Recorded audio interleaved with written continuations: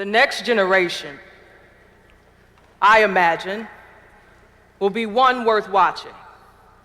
A week or so ago, the largest youth protest since Vietnam took place when thousands of youth from across the nation used their voices to speak out against violence, gun violence, and to speak for gun control.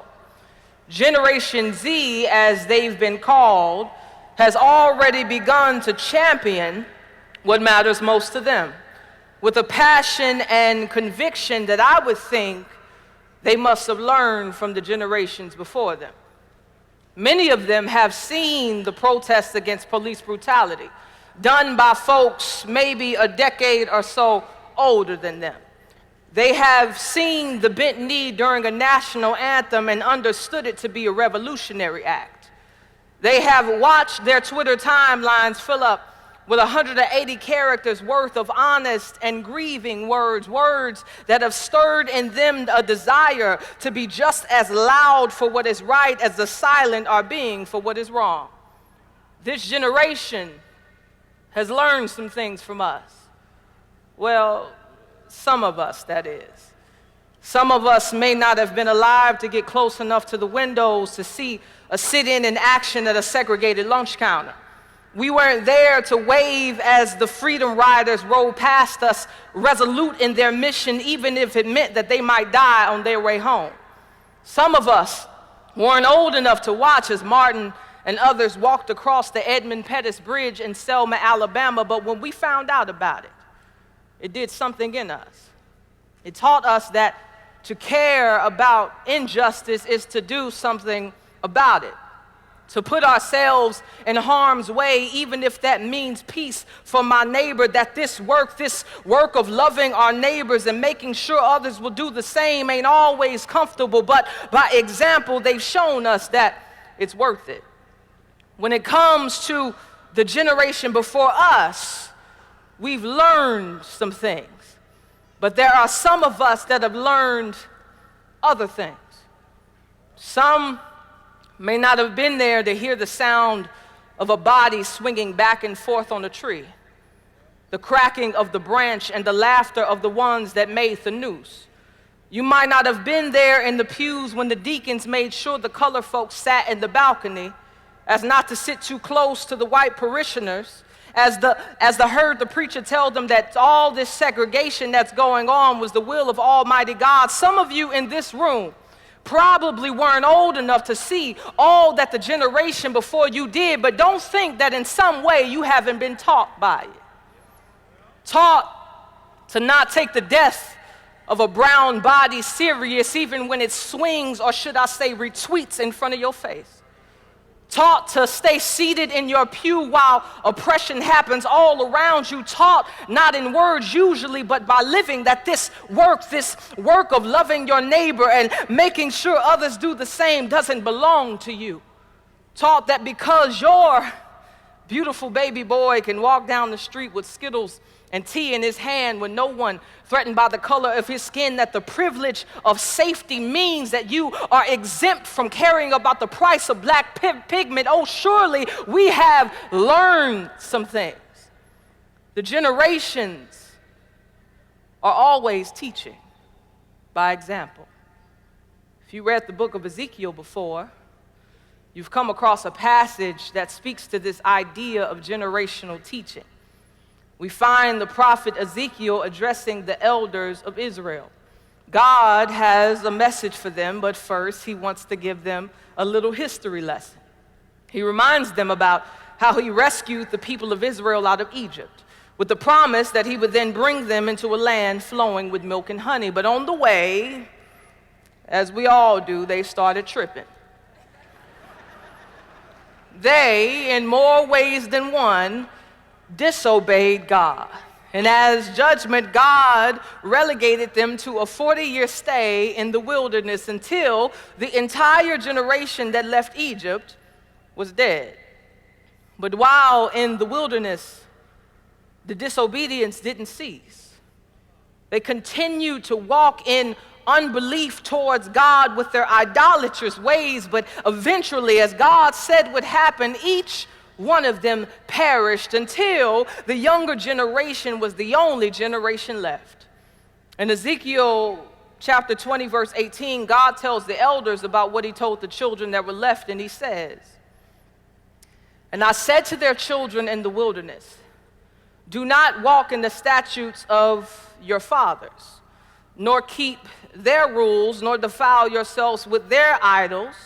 I am the Lord your God. So walk in my statutes, and be careful to obey my rules, and keep my Sabbaths holy, that they may be a sign between me and you, that you may know that I am the Lord your God." But the children rebelled against me. They did not walk in my statutes, and were not careful to obey my rules, by which if a person does them, he shall live. Verse 23.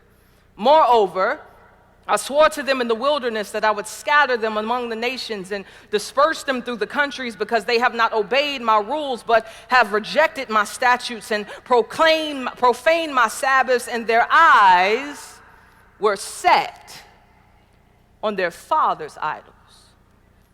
During the 40 years in the wilderness, these children had learned some things. They'd seen some of their parents worship the gods of Egypt.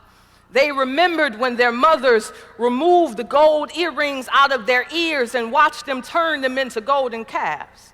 They were there when their fathers slept with the women of Moab, and when their family sacrificed to a god named Baal, a god they knew was not the God of Israel, but a god that they thought was more worthy of their worship than the one who took them out of slavery. These children grew up in an environment where the people of God had an allegiance to all sorts of idols and lived by all kinds of statutes that they've created for themselves. So when it was their turn to obey God, when they heard the command of God to walk in his statutes and to obey his rules, the only footsteps they chose to follow were the idolatrous feet of their fathers. And for all we know, they probably thought that generation knew best. Because clearly seeing each and every person in the generation prior to them drop dead in the wilderness wasn't enough proof that God was not to be played with. The children of Israel had learned some things. Don't you find it troubling that a letter from a Birmingham jail, a letter Dr. King wrote in 1963 to Christians, white Christians to be specific, contains in it the same frustrations being voiced to our white brothers and sisters today in 2018. The letter is 55 years old, and yet this generation has not fully improved upon the beliefs and the behavior of the prior. The urgency of justice is still being questioned. The hearts of many brown and black believers are still disheartened as their brothers and sisters, the brothers and sisters that they share pews with, who seem to be so unwilling to pursue authentic peace, the authentic peace that includes the presence of justice and not the peace that prefers the absence of tension. How could it be that one generation can progress so much and yet be so similar to the generation that before them? And all of us, we can see it is because the generations are always teaching, and all of us, in one way or another, have followed in somebody's footsteps. If we want to equip the next generation for gospel diversity, we have to start here. Our methods have to be modeled if we expect for them to be followed. But we cannot and will not model what we don't believe. And guess what? Your children, your mentees, your disciples, the people in your children's group, your youth group, they are learning from you even if you don't know yet. They've seen who you invite over for dinner.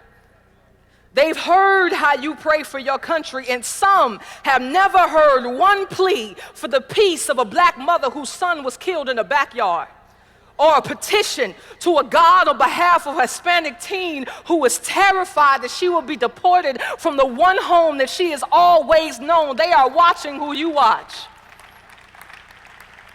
They are listening to who you are learning from, if there is any indifference in your heart towards gospel diversity, you better know that your indifference will be to them a norm to which their worldviews will be shaped.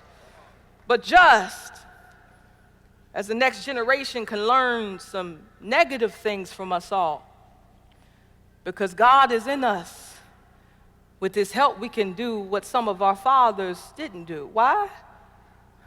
Because we are a chosen race. We are a royal priesthood. We are a holy nation. We are a people for His own possession, that we may proclaim the excellencies of Him who called us out of darkness and into His marvelous light. We must show the next generation what it's like to be a part of a chosen race, a chosen generation, a generation made up of people that are white and brown and black and every other color that God has made for His glory, a generation of folk that God has brought to Himself, a generation of people that may have some bad blood inside of their bodies because of sin and their different upbringings, but a generation that will fight for the oppressed in America and beyond, just like the God of Israel fought for the oppressed in Egypt. Let the next generation see what a royal priesthood looks like. How a people who've been anointed by the Spirit, sanctified by God, and brought near to His throne through the Son, show them how they move about the world. Show them what a living sacrifice looks like, and how it's not a lamb or a goat, but a body and bias and comfort and fear and lovelessness and pride and privilege, and how this priesthood lays it all down on the altar to be burned before God, so that we can show the new generation what real worship looks like. Show them a holy nation.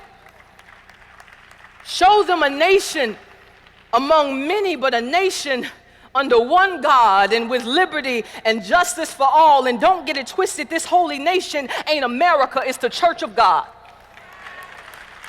It's the bride of Christ. It's a nation whose king was a Jewish man killed by an unjust government as ordained by a sovereign God. This nation looks different than the rest because it's governed by a God that is good and holy and wise and just and merciful and empathetic and dignifying. And as this holy nation lives among others, the generations will see what it looks like when your ultimate allegiance is King Jesus. Show them what it looks like to be a peculiar people that belong to God. We don't really belong to this country. We don't really belong to a political party. We don't belong even to our economic status. Heck, we don't belong to this world. We are a people for His own possession. And when we believe that, when we believe that we belong to God, we will live completely free from the statutes and the rules that these identities impose on us. That way, we will love not according to what makes us similar, but what we will love in accordance to our Savior, if only we would just be who we are. The next generation would learn some things. They would learn something glorious. They would learn about God in us. They would know that the people of God love differently than the world. That the people of God embrace diversity because that's what God would do. And that's what God has done. The next generation would follow in our footsteps, and then they would come to realize that as they did, they were actually following Jesus and not a God made in America's image.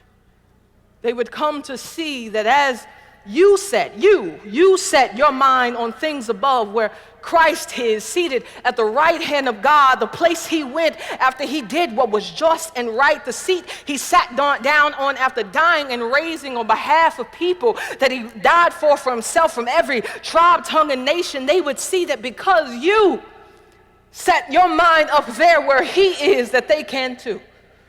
When we set our eyes on Christ instead of setting our eyes on our father's idols and everything else that keeps us from gospel diversity, you can be sure that is when we begin equipping the next generation for gospel diversity. Thank you.